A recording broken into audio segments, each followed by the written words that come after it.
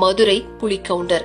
தமிழகத்தின் தென் பகுதியான மதுரை மாவட்டம் அலங்காநல்லூர் வி புதுப்பட்டியில சீரும் சிறப்புமா வாழ்ந்து நம்ம இனத்துக்கே பெருமை சேர்த்தவர் தான் மதுரை புலிகவுண்டர். இவர் உயர்கல்வி படிக்கல அப்படின்னாலும் கேள்வி ஞானத்தாலும் அனுபவத்தாலும் உயர்கல்வி கற்றோருக்கு ஈடா திகழ்ந்திருக்காரு.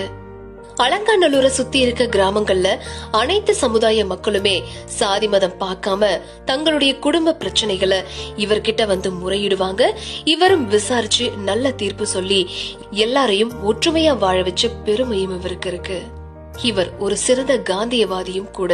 1954 இருந்து 1957 வரைக்குமே மதுரை ஜில்லா காங்கிரஸ் கட்சி தலைவரா இருந்தாரு.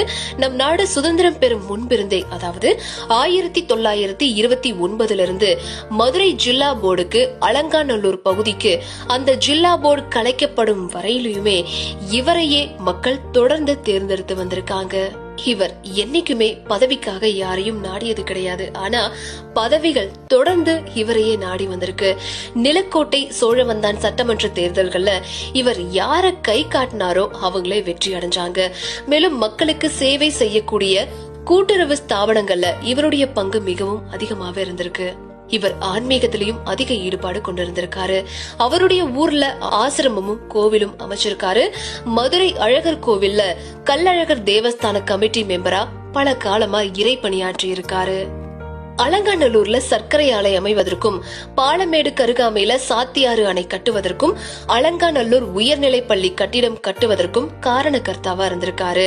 மேலும் தமிழ்நாடு வேட்டுவ கவுண்டர் மகாஜன சங்க தலைவராய் இருந்து முதல் மாநாட்டை வத்தலகுண்டிலும் 2வது மாநாட்டை அரச்சலூர்லயும் சிறப்பா நடத்தி இருக்காரு.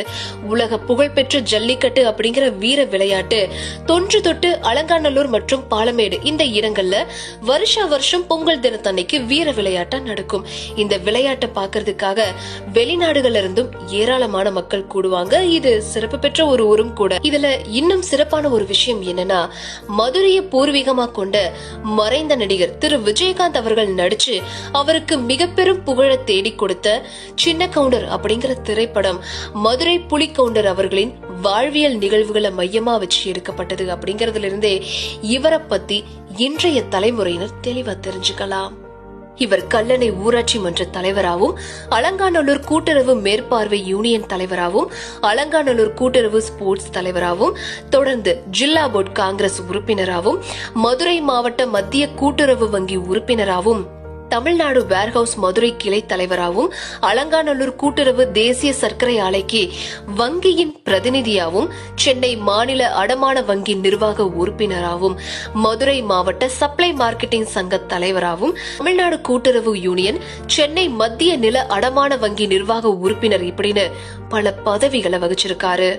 இவ்வளவு சிறப்புகளையும் கொண்ட வேங்கை வேட்டுவ குலத்தை சேர்ந்த மதுரை புலிகவுண்டர் அவர்கள் 1963 ஜனவரி 30 இயற்கை எழுதியிருக்காரு.